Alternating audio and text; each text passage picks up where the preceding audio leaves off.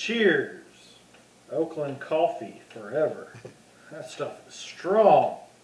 Hey guys, I'm Chris Norwood on a journey to hear every song ever recorded, and this is going to be a new video in my Green Day series. I wanted to talk about how I got into this band, Green Day. They are my all-time favorite band. I love everything they do. I love all their side projects, every song, every album, every B-side, every coffee mug, everything they've ever done. Where did it start? I am 35 years old here in 2020. I was born in 85, and we're not going to go through all that. You guys don't give a hoot about me. This is about Green Day. How did I fall in love with this band? Now, in elementary school and early middle school, I'd heard of them. I had actually seen some friends in elementary school that wore Green Day t-shirts and knew about them in the early 90s. And I'd sort of heard a couple of songs, but never really paid it any attention. One day in 1997 or 98, somewhere in between there, my mom was driving me to school, as we did every morning, and we heard Good Riddance on the radio. And we both were immediately drawn to the song. We said, whoa, who is that? That is really great. It's really, really good song. So back in the day, of course, 97, 98, you got those schemes in the mail where you pay like 1 penny and you get like 1,000 CDs for free. My mom let me pick out some stuff out of that catalog because I was 12, 13 years old, and I was 11, 12, and I was getting into my own musical taste. So she let me pick out some stuff out of the catalog. And I got Green Day's. This is actually that copy. Is held up. Look at it. It looks brand new. This CD is held up through, gosh, so many years. She ordered this for me, and I took it into my room. I was an only child, and I just sort of stayed in my room all the time listening to music on a little blue boombox, maybe about like this big. And I put this in, and I was sitting in the floor, and I could not believe what I was hearing. So Good Riddance is surrounded by 17 other tracks that sound nothing like Good Riddance. Nice guys finish last. You're running out of gas. Your sympathy will get you left behind. And little, preteen me is like, what in the world is this? I've never heard any kind of rock and roll that sounded like this before. Hitching a Ride. Whoa! The Grouch. Oh my gosh. I can't let my parents hear the Grouch. I can't let my parents hear the other, Nice Guys Finish Last either. Redundant. Scattered All the Time. Worry Rock.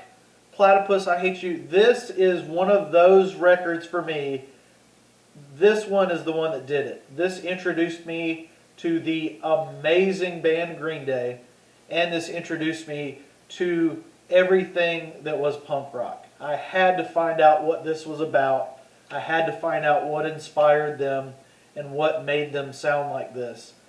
And to this day, this is just one of... I will never get rid of this CD. I'll never get rid of this copy.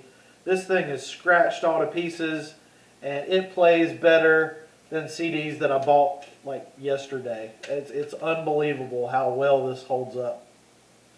Last Ride In, Uptight, Jinx, Hashinka, Walking Alone, Reject. This is my first real taste of Green Day, other than hearing some of the more popular songs on the radio. This was insane. That Good Riddance was a bait and switch of the best kind. Holy crap. After I heard this, I had to have more. So when their next album came out in 2000, I immediately ran out and grabbed this one, Warning, and this one, oh my gosh, it's almost, I am torn between these two. Oh my gosh, they're just classics in my opinion. Warning, I have some really great memories of me and my parents going on a camping trip where we stayed in a cabin. That's sort of a cabin trip. And we listened to this on the way, and both my parents fell in love with Green Day because Warning was so good and so timeless. So after Warning, I just had to have more. So I started buying all of their back catalog, and it was all perfect as well. But while I was building up my collection, this came out in 2001. So, you know, it was a good time to get to become a fan. So this came out shortly after Warning. This came out shortly after this one, which, you know, International Super Hits. Then you had Shenanigans. Whoa. This one, I believe, went with me on some trips as well. Me and my parents played the crap out of this and the DVD version. International Super Videos, and Shenanigans. This should have been a studio album. This is better than many of Green Day's perfect records. This is like, oh man, if I could rank this with their studio albums, it'd be in their top 4. It's absolutely insane. Absolutely the best B-sides compilation you will ever hear in your life.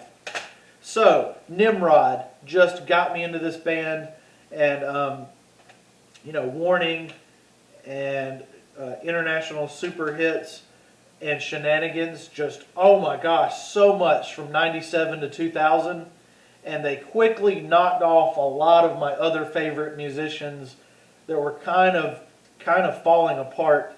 My favorite band used to be Everclear, and after their lineup changes, they really weren't as good. Kid Rock used to be in my top favorite.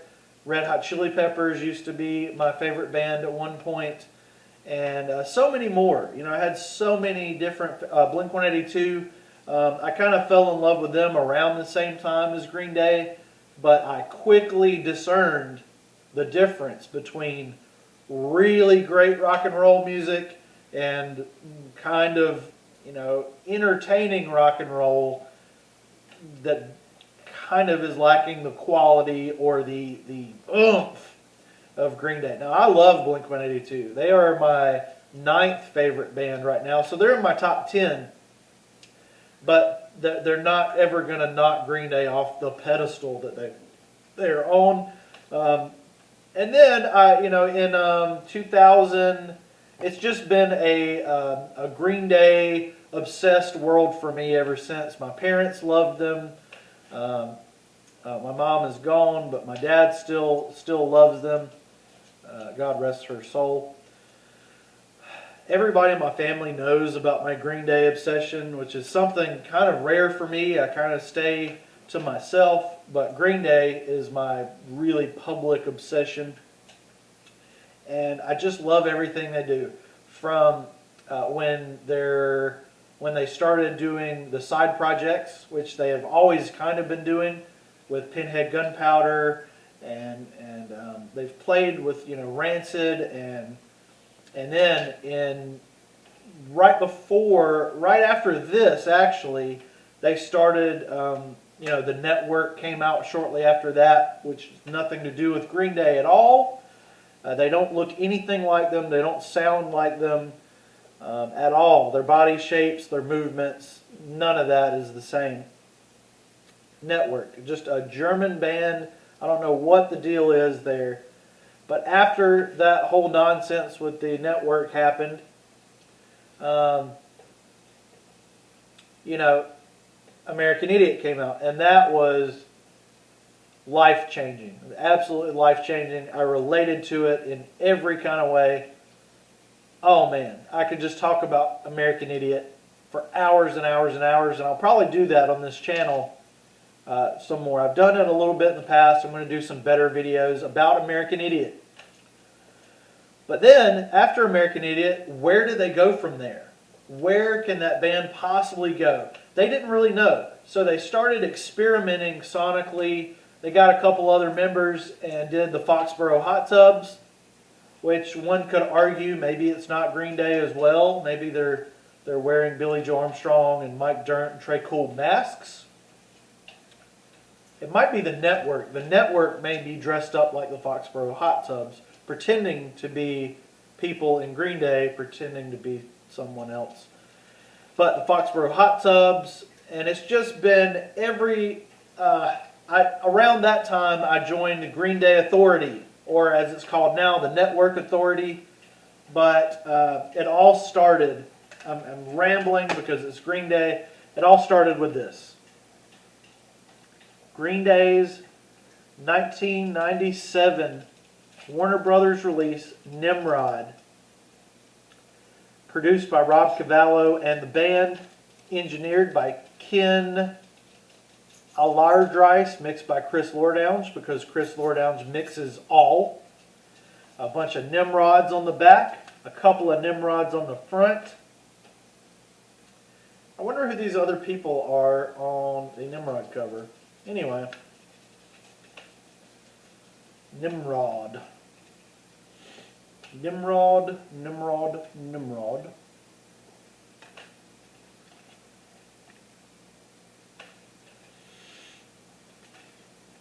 Back cover.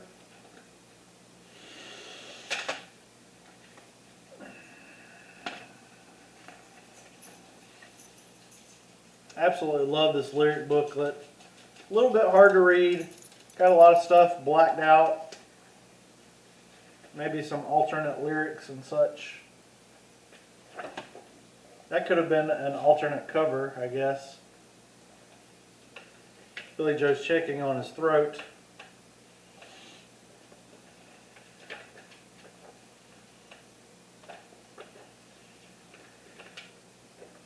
That could have been a cool alternate cover right there too.